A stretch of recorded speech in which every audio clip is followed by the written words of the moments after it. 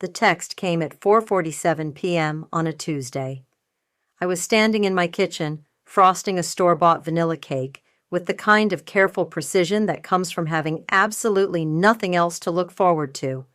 "Hey, Dee, change of plans for tonight. Braxton surprised me with Coldplay tickets. Mom and Dad said you can watch the kids instead. They're so excited for their sleepover with Aunt Daria. You're the best." My name is Daria, and I'm about to turn 30 in 3 hours. Or I was supposed to, anyway. I set down the frosting knife and read the message again. Then again. The cake sat there, half-decorated, looking as pathetic as I felt. My phone buzzed, Mom this time. "Marissa told me about the concert. The kids will be dropped off at 6. Don't make this about you, Daria. Family comes first." "Don't make this about me. On my birthday." I called Marissa. She picked up on the 4th ring, and I could hear her rifling through her closet in the background. "Oh my God, Daria, I'm so glad you called. Can you believe Braxton got these tickets? They're floor seats." "Marissa, it's my birthday dinner tonight." I know, but this is Coldplay. When will we ever get another chance? Besides, you love spending time with the kids." "We made reservations at Romano's. You picked the place." "We can reschedule. It's not like you're going anywhere." That last line hit like a slap. Not like I'm going anywhere. Because where would I go? What would I do?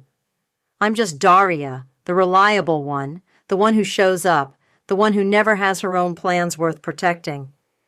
"The kids will be there in an hour," she continued, oblivious to my silence. "I left their overnight bags by the door. Oh, and Emma's been having nightmares, so she might need extra attention. You're such a lifesaver." She hung up before I could respond. I stood there holding my phone, staring at the half-frosted cake.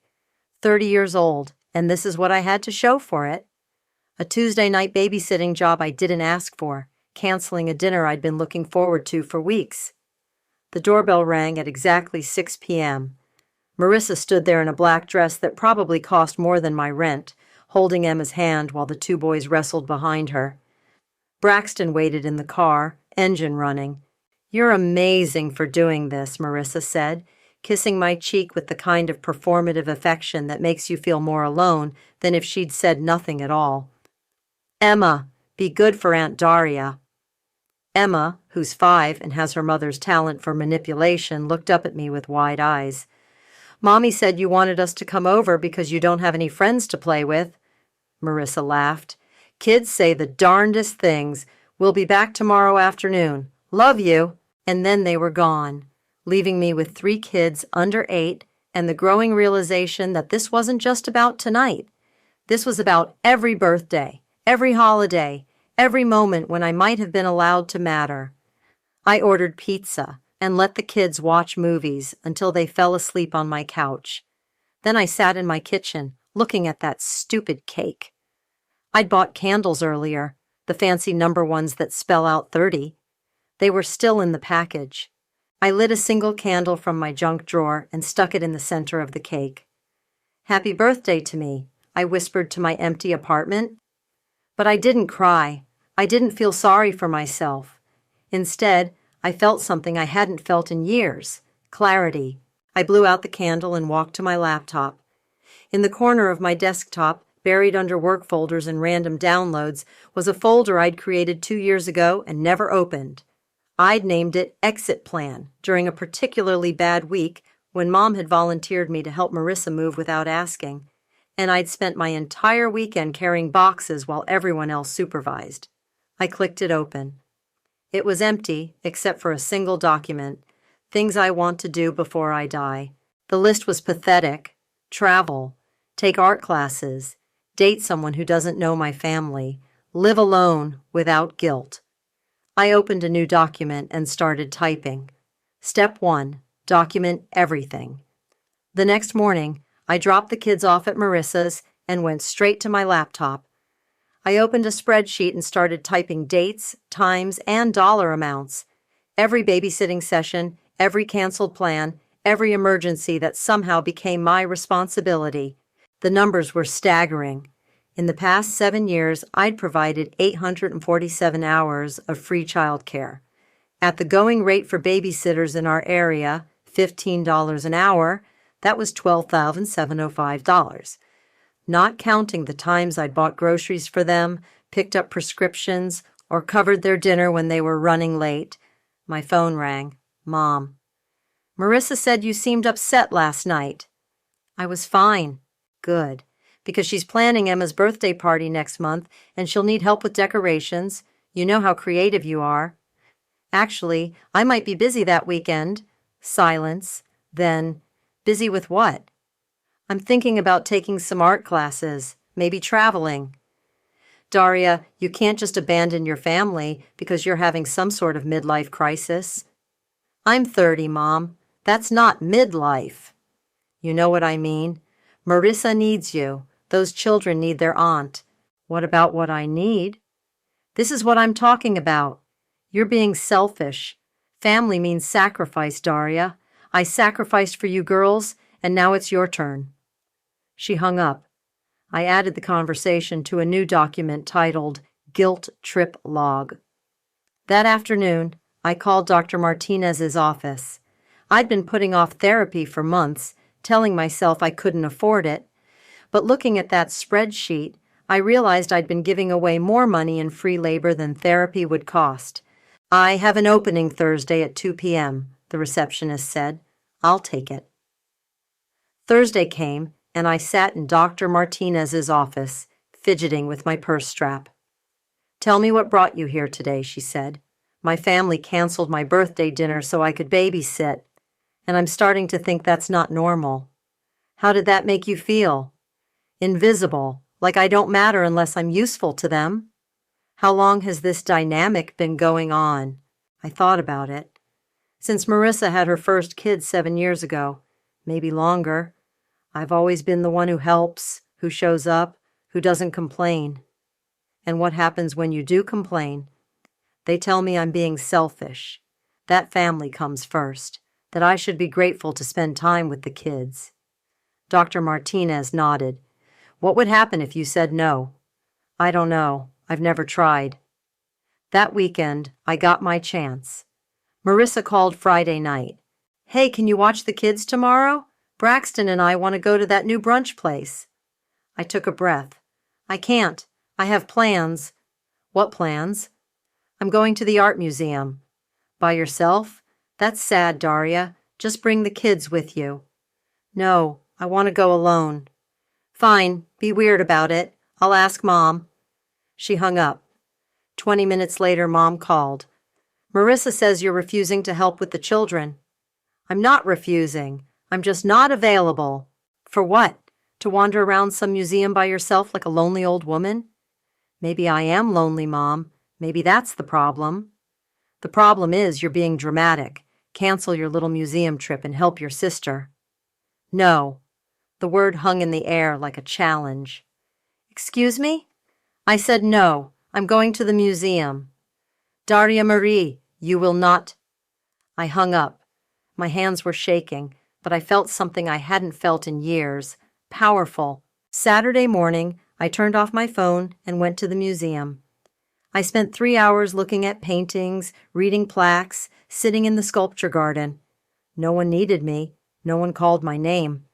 For the first time in forever, I existed just for myself. When I got home, I had 14 missed calls and 23 text messages. All variations of "how could you?" and Marissa had to cancel her plans. I opened my laptop and started researching jobs in other cities, Chicago, Portland, Austin, places where no one knew I was the family babysitter, where I could be just Daria. My email chimed, a job posting for a marketing coordinator in Chicago. The salary was 30% more than I made now, and they were looking for someone with my exact experience. I updated my resume and hit send before I could change my mind. The interview request came back 3 days later. The Chicago interview was scheduled for a Thursday. I told work I had a dentist appointment and took the train up, wearing my best blazer and the kind of confidence that comes from having nothing left to lose. We're impressed with your portfolio, the hiring manager said. When could you start? 2 weeks notice at my current job, so about a month. Perfect. We'll send the offer letter by Friday. I floated back home, but I didn't tell anyone. Not yet.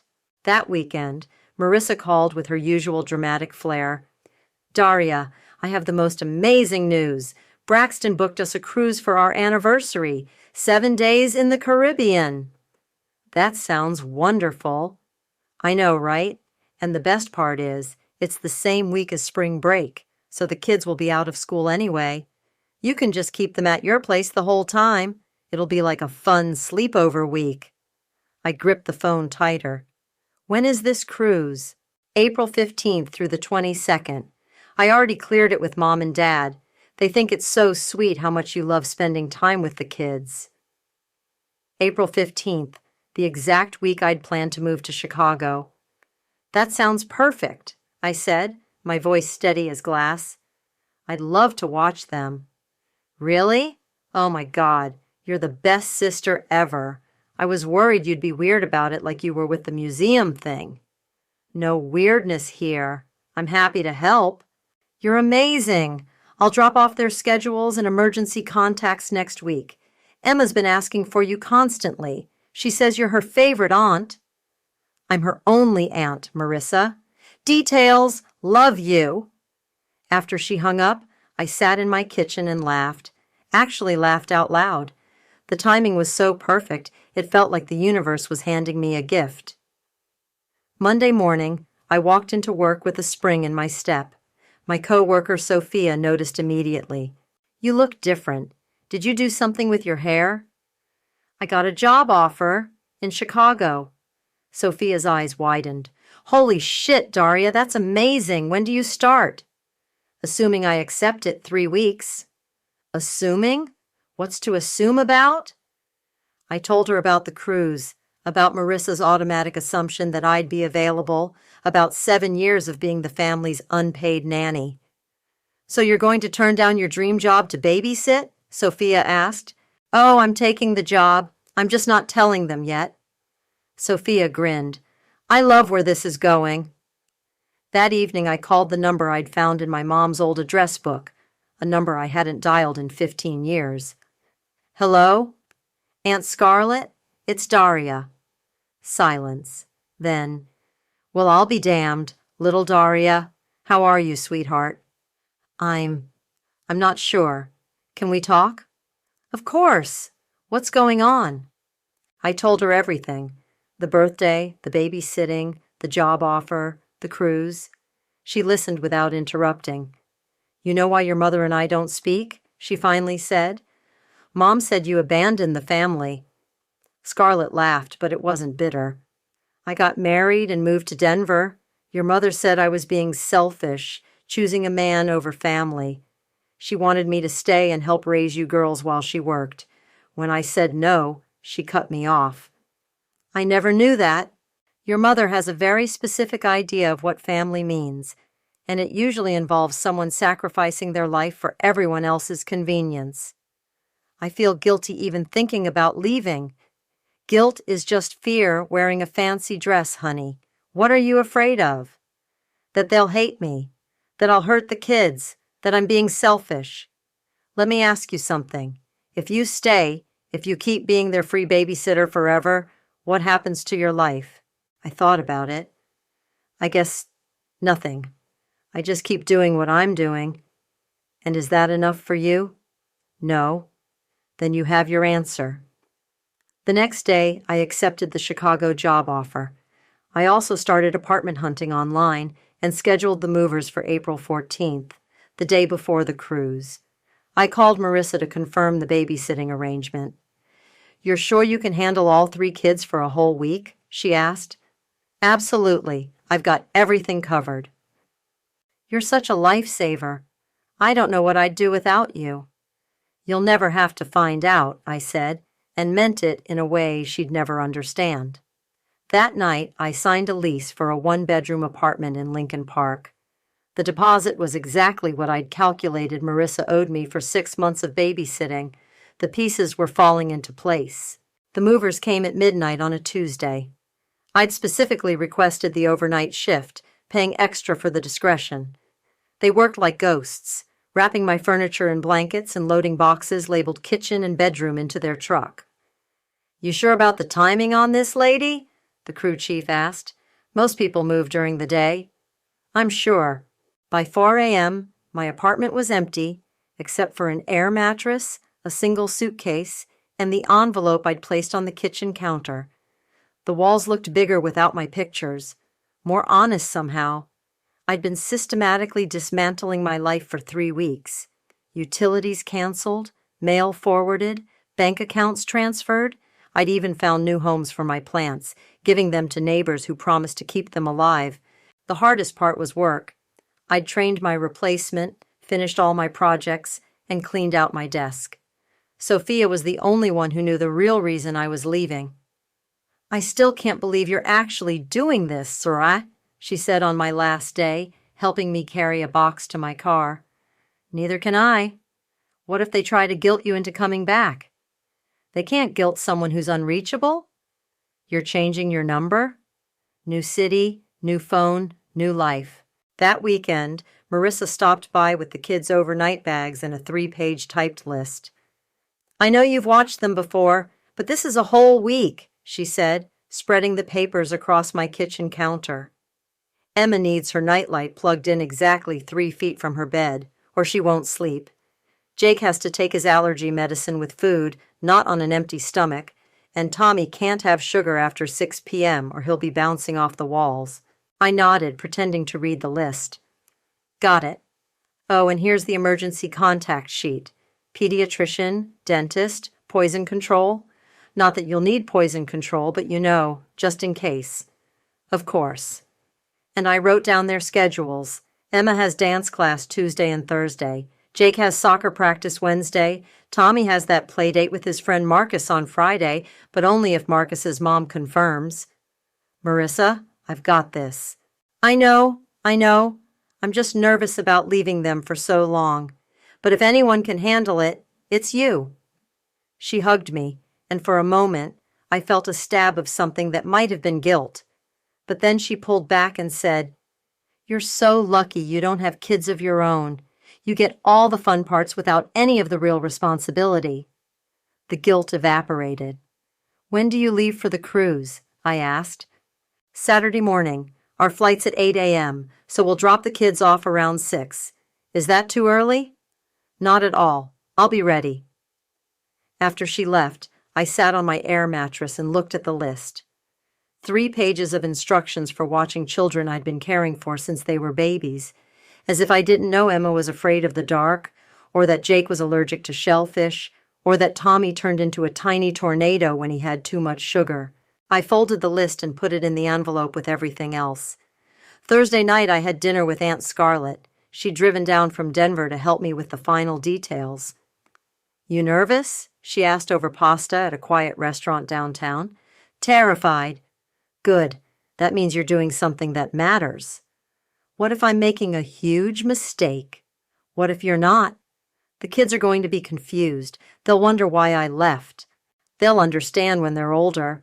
And if they don't, that's not your burden to carry. Marissa's going to lose her mind. Marissa's going to learn that actions have consequences, something she should have figured out years ago." Scarlett reached across the table and squeezed my hand. "You know what your mother said when I moved to Denver?" "What?" "She said I'd regret it, that I'd be lonely and miserable without family around. You know what happened instead?" "You met Uncle Robert." "I met Robert, yes, but more than that, I found out who I was when I wasn't constantly trying to please everyone else. Best decision I ever made." Friday morning, I did one final walkthrough of my apartment. The envelope sat on the counter like a white flag of surrender. Inside was my resignation letter, an itemized invoice for 7 years of babysitting, and a note explaining that I wouldn't be available for childcare anymore. Ever.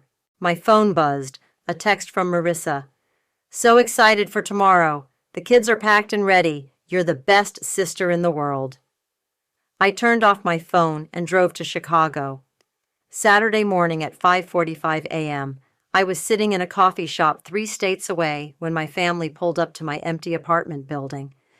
I was unpacking boxes in my new Chicago apartment when Aunt Scarlett called. "It's done," she said. "I just got off the phone with your mother." "What happened?" "Exactly what you'd expect. Let me paint you a picture." According to Scarlett, who'd gotten the play-by-play from a neighbor, Marissa and Braxton had pulled up to my building at exactly 6 a.m. The kids were still in their pajamas, half asleep in the back seat. Marissa had her cruise outfit on, white capris and a floral top that screamed, "I'm about to drink mimosas on a boat." Braxton carried Emma while Marissa dragged the suitcases, Scarlett continued.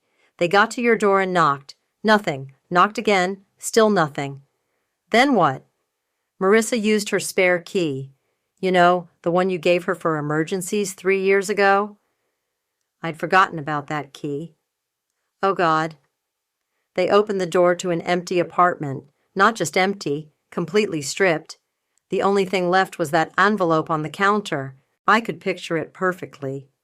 Marissa standing in my vacant living room, her mouth hanging open, while Braxton held a confused 5-year-old who just wanted to know where Aunt Daria's couch went. "Marissa grabbed the envelope and ripped it open right there," Scarlett said. "Started reading your letter out loud. 'Dear family, I am resigning from my position as your unpaid babysitter, effective immediately.'" She read the whole thing, every word, including the part where you calculated 7 years of childcare at market rate. Braxton apparently went white as a sheet when she got to the total. $12,705. Plus interest according to your invoice.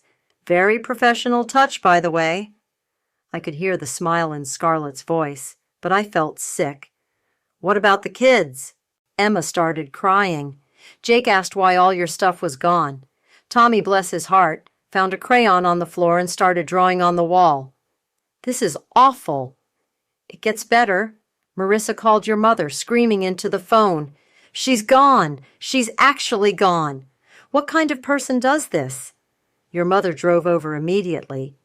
And Laura took one look at the empty apartment and said, 'I knew she was being too agreeable about this.'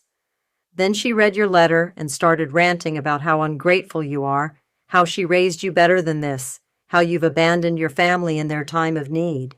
"Their time of need? It's a vacation cruise."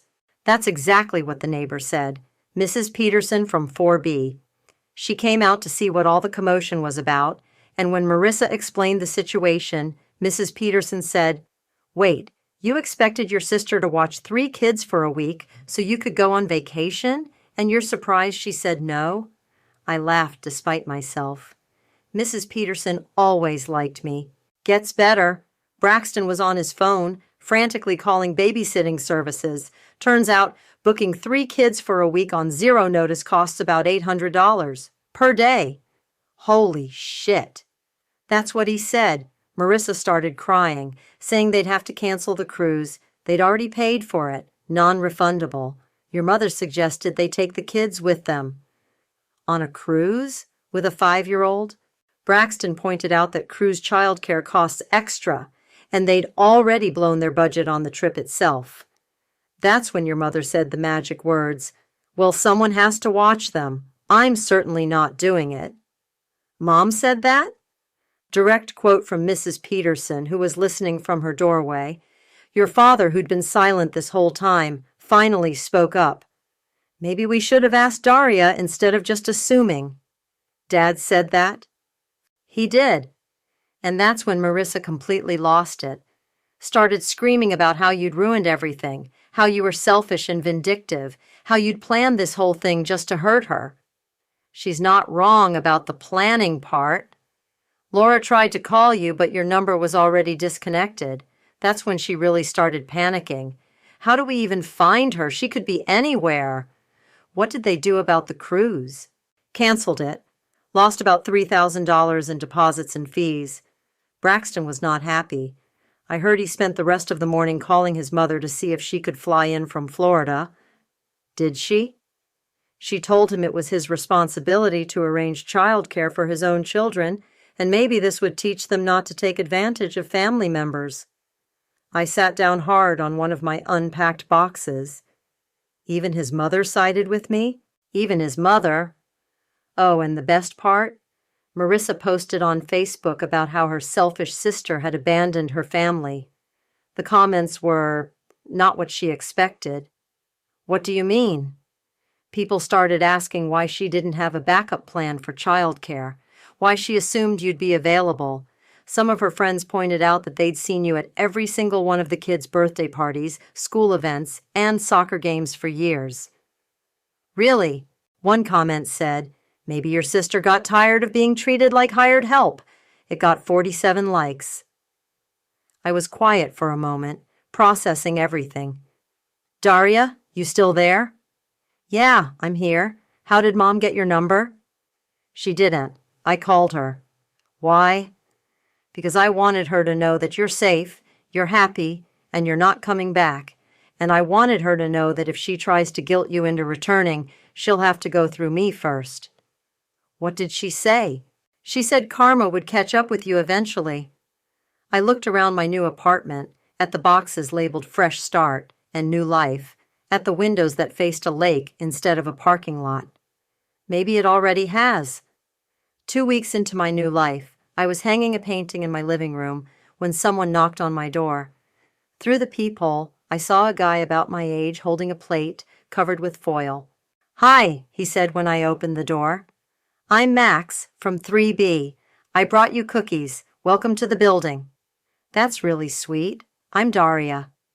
I know this is weird, but I heard you moving in at like 2 a.m. a couple weeks ago. Night shift movers? I laughed. Something like that. Long story. I work nights at the hospital, so I was awake anyway. Figured anyone moving at that hour probably has a good reason. You could say that. Max had kind eyes and the sort of easy smile that made you want to tell him things. Well, if you ever need anything, good coffee recommendations, help with heavy boxes, someone to complain about the upstairs neighbor who practices violin at 6 a.m., I'm your guy. I'll keep that in mind. After he left, I ate 3 cookies and realized I was smiling. When was the last time a man had brought me cookies? When was the last time anyone had done something nice for me without expecting something in return? My phone buzzed, a text from an unknown number. This is Marissa. I got your new number from your old job. We need to talk. I blocked the number and went back to unpacking. The next morning at work, my boss Rachel called me into her office. How are you settling in? She asked. Really well. I love the city. Good. I have a project I think you'd be perfect for. We're pitching a campaign to a major client next month about work-life balance. I need someone who understands the modern woman's struggle with family expectations versus personal fulfillment. I might have some insights on that topic. Excellent. I want you to lead the presentation. That afternoon, I was researching statistics on unpaid family labor when my work phone rang. Daria, it's Sophia, from your old job. Hey, how are things? Weird. Your sister showed up here today. My stomach dropped. What? She came to the office asking for your forwarding address. Said it was a family emergency. Janet almost gave it to her, but I intercepted. What did you tell her? That we don't give out personal information about former employees. She got really upset, started crying about how you'd abandoned your family and she needed to find you. Did she say anything else? She kept talking about how you'd stolen money from her. Something about an invoice? Janet looked confused, but I played dumb. Thank you for not giving her my information. Of course. But Daria? She seemed pretty desperate and angry. That evening I called Aunt Scarlett. They're looking for me, I said. I figured they would be. Your mother called me again yesterday. What did she say? She wants me to convince you to come home. Says Marissa's having a breakdown, the kids are asking for you constantly, and Braxton's mother refused to help with childcare. Good for her. Laura also mentioned that they can't afford to hire a regular babysitter.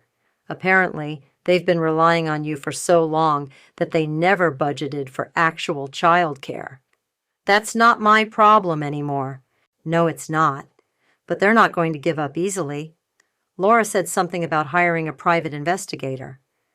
To find me, I'm not missing. I just moved. You know how your mother gets when she doesn't get her way. The next week, I was walking home from work when I saw a familiar car parked outside my building. My heart stopped. It was Dad's blue Honda. I ducked into the coffee shop across the street and called Max. "Hey, this is going to sound crazy, but can you do me a favor?" "Sure, what's up?" "There's a blue Honda parked in front of our building. Can you see if there's anyone sitting in it?" "Hold on." I heard him moving around. "Yeah, there's a middle-aged guy in the driver's seat. Looks like he's waiting for someone." "That's my father. I need to get to my apartment without him seeing me." "Family drama?" "You could say that." "I can create a distraction. Give me 5 minutes, then use the back entrance." "Max, you don't have to." "Already on it." Through the coffee shop window, I watched Max walk up to Dad's car and start gesturing toward the building. He was pointing at something, talking animatedly. Dad rolled down his window looking confused. I slipped out the back of the coffee shop and into my building through the rear entrance. 20 minutes later, Max knocked on my door. "Coast is clear," he said. I told him I was the building manager and that parking was for residents only. He left. What did he say? Asked if I knew a Daria who lived here. I said the name didn't ring a bell, but I'd only been managing the building for a few months. "You lied for me." "I figured if you were hiding from him, you had a good reason." "I do." "Want to talk about it over dinner? I make a mean grilled cheese." I looked at this man who'd helped me without asking questions, who'd brought me cookies and covered for me with my father, who was offering to feed me with no strings attached. "I'd like that." Over grilled cheese and tomato soup, I told Max everything. The birthday, the babysitting, the escape plan, the empty apartment. He listened without judgment, asking questions only to clarify details. "So you just left?" he said when I finished. "I just left." That's either the most selfish thing I've ever heard or the most brilliant. "Which do you think it is?" He smiled. "Definitely brilliant. Your family sounds exhausting." "They are." "Good for you for getting out." Later that night, as I was getting ready for bed, I realized something had shifted. For the first time in years, I'd told someone my story and they'd sided with me. Not because they had to, not because they wanted something from me, but because they actually listened. My phone buzzed, another unknown number.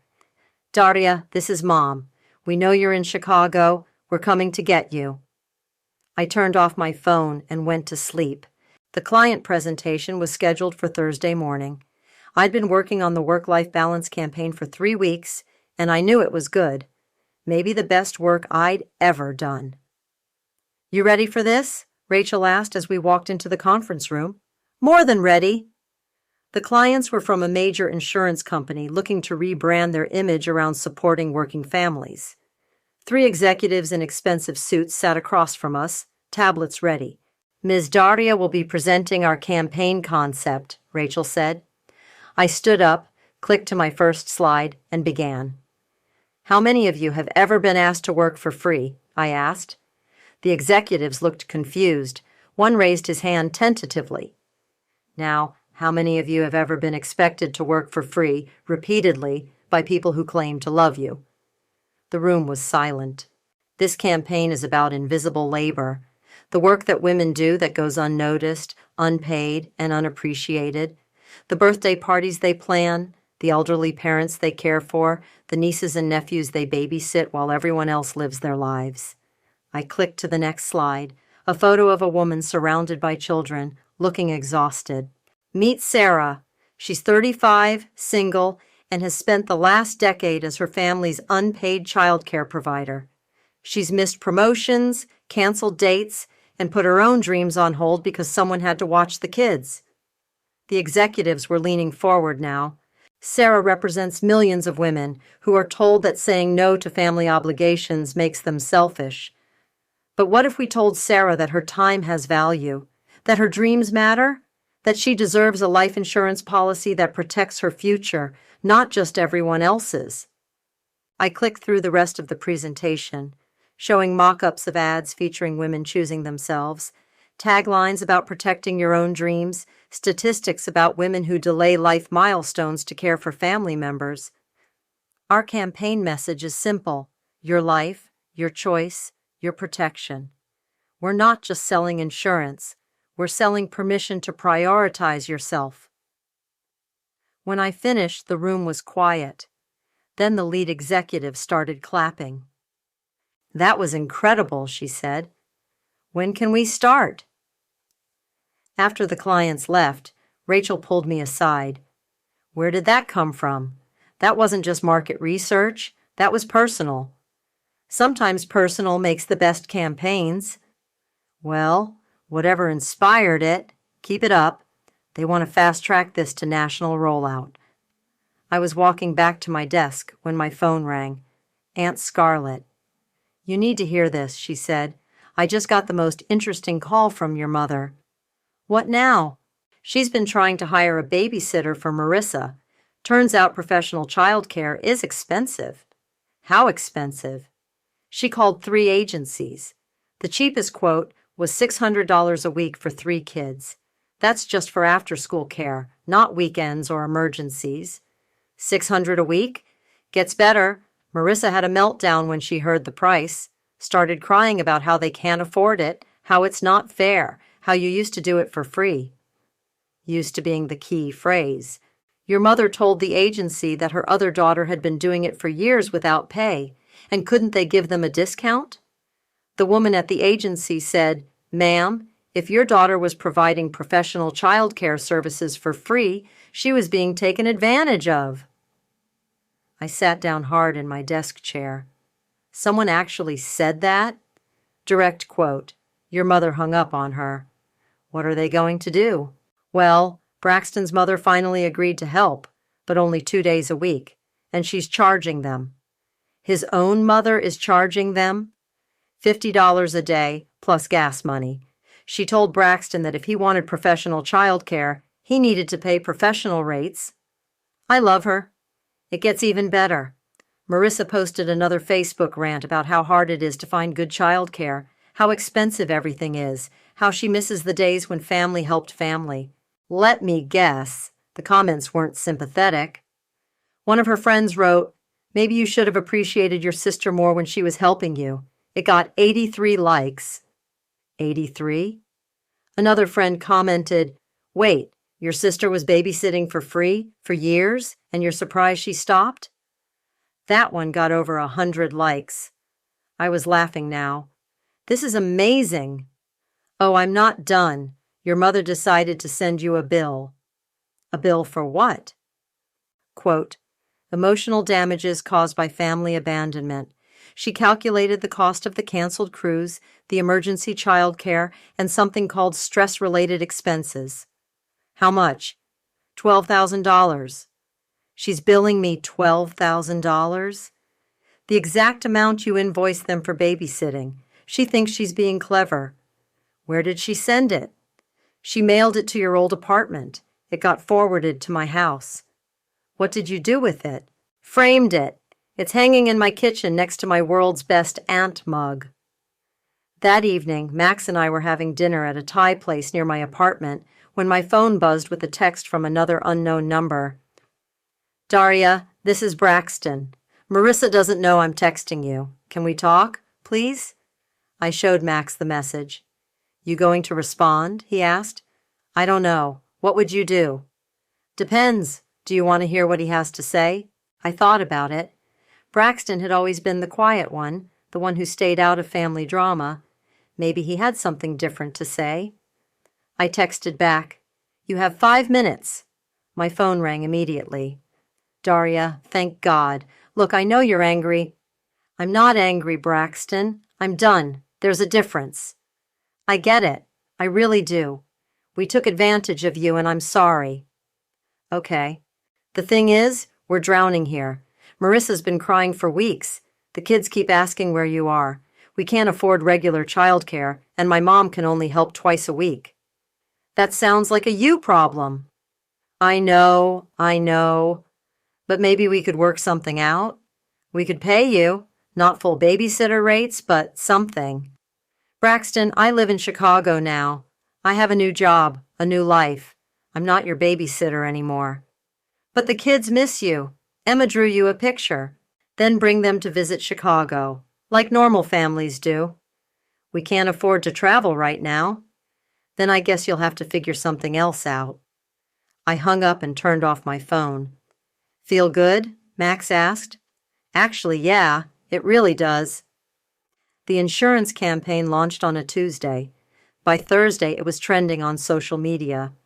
Women were sharing their own stories of invisible labor, of being the family's default caretaker, of finally learning to say no. We've never had a campaign go viral like this, Rachel said during our team meeting. The client wants to expand it nationally and internationally. Daria, they specifically requested you to lead the global rollout. What does that mean exactly? It means a promotion, a significant raise, and probably some travel. You up for it? Absolutely. That afternoon, I was reviewing campaign metrics when my work phone rang. Daria, this is Emma. My heart stopped. Emma, how did you get this number? Daddy looked it up. Are you really in Chicago? I am, sweetheart. How are you? I miss you. Mommy cries a lot now. She says it's because you left us. I closed my eyes. Emma, I didn't leave you. I moved to a new city for work. Grown-ups do that sometimes. But you didn't say goodbye. I know. I'm sorry about that. Mommy says you're never coming back. I live here now, but that doesn't mean I don't love you. Can I come visit you? Maybe someday. But right now, you need to give the phone back to Daddy, okay? Okay. I love you, Aunt Daria. I love you too, Emma. Braxton came on the line. I'm sorry about that. She grabbed my phone when I wasn't looking. It's fine, but don't use her to guilt me, Braxton. That's not fair to either of us. I wasn't trying to. Yes, you were, and it's not going to work. I hung up and immediately called Aunt Scarlett. They had Emma call me at work, I said. Those manipulative bastards. What did she say? That she misses me, that Marissa cries all the time, that she wants to visit. And how do you feel about that? Sad, but not guilty. There's a difference. Good, you're learning. Scarlett, can I ask you something? Of course. Do you ever regret leaving, moving to Denver, cutting ties with Mom? Never, not once. You know what I regret? What? Waiting so long to do it. I wasted years trying to make your mother happy, trying to be the daughter she wanted instead of the woman I was meant to be. I keep thinking about the kids. The kids will be fine. They have parents. It's not your job to raise them. But what if they hate me when they grow up? What if they thank you for showing them that it's okay to choose yourself? That weekend, Max and I were walking along the lake when he stopped suddenly. I have something to tell you, he said. That sounds ominous. I've been thinking about what you did, leaving your family, starting over, building a new life. And I think you're the bravest person I've ever met. I don't feel brave. I feel like I ran away. You didn't run away. You ran towards something better. He was right. I hadn't just escaped my old life. I'd built a new one. A life where I mattered, where my time had value, where I could say no without being called selfish. There's something else, Max said. What? I'm falling in love with you. I stopped walking. Max, I know it's fast. I know you're still figuring things out, but I wanted you to know. I'm falling in love with you too. He kissed me right there on the lakefront, with the Chicago skyline behind us and the future stretching out ahead. My phone buzzed, a text from another unknown number. This is your mother. I'm done playing games. You will come home and fix this mess you've created, or you're no longer my daughter. I showed the message to Max. What are you going to do? He asked. I deleted the message and blocked the number. Nothing. I'm going to do absolutely nothing. That's it? That's it. They want a reaction. They want me to feel guilty, to come running back, to fix everything for them, but I'm not their solution anymore. What if they keep trying to contact you? Then they'll keep getting silence. Eventually, they'll have to figure out their own lives.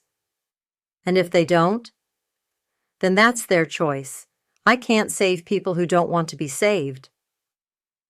We walked home in comfortable silence. In my apartment, I made coffee while Max looked at the photos I'd finally hung on my walls. Pictures of me at work, at the lake, with friends I'd made in Chicago. A life that belonged entirely to me.